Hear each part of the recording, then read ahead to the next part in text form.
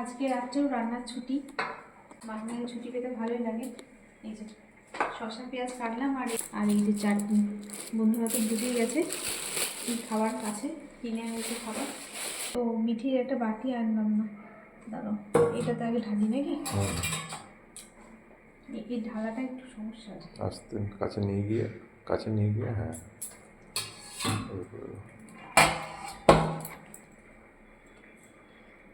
বিরিয়ানি আনলে আরও আগে খেয়ে নেওয়া হয়। আজকে সন্ধ্যাবেলা চা খাওয়া হয়েছিল, আমি আর মা তো আগে চা খেয়েছি, আর ওর চা খেতে একটু দেরি হয়েছিল, ওই জন্য আমার তো গরমই আছে না। কিন্তু এই যে বাড়তে বাড়তে ঠান্ডা হয়ে যাবে শীতকালে দিন। আর মিঠে একটা বাটি নিয়ে আসছি, বাড়িতে ঠান্ডা হবে। চিকেন বিরিয়ানি, মিঠি তো এখন আর মাটন। কী হলো, সোয়েটার পরে আসবি?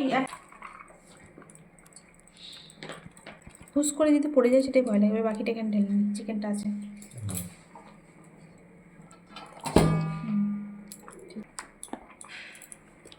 এখন বেশ কয়েক সপ্তাহে হচ্ছে, সপ্তাহে একদিন করে বিরিয়ানি খাওয়া হচ্ছে। আগে শুধু আসতো মিঠির জন্য, বলো আগে একটা করে আনা।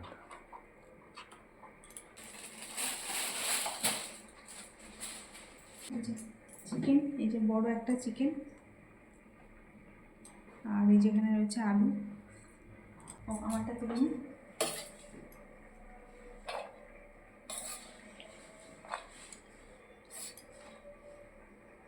আমার বেশি দিও না, আজকে একটু কম দাও, খিদে নাই খুব একটা। ঠান্ডা লেগেছে, জোর করে খাওয়া হবে না।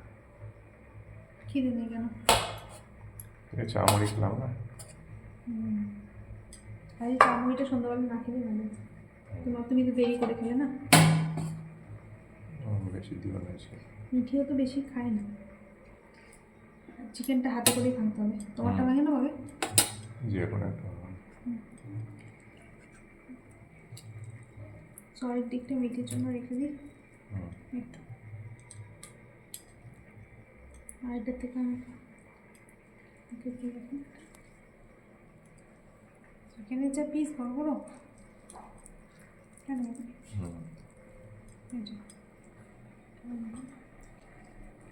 অনেক তো বড় চিকেন দেয়, মানে একটা চিকেন থেকে দুটো ঠ্যাং বেরোয় আর দুটো বডি, চার বেশি করে, সেই হিসেবে প্যাকিং করে।